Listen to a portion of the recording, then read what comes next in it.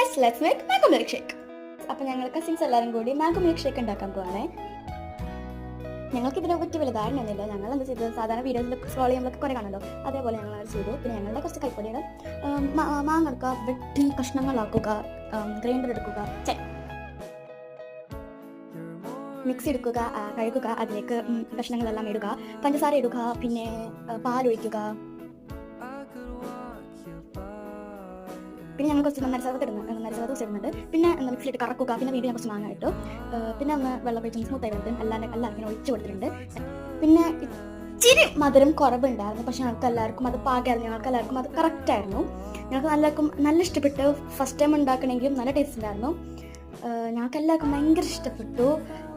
എല്ലാവർക്കും അടിപൊളി എന്നൊക്കെ പറഞ്ഞിട്ടുണ്ടായിരുന്നു. അപ്പോൾ നെക്സ്റ്റ് വീഡിയോ കാണാം. ബൈ.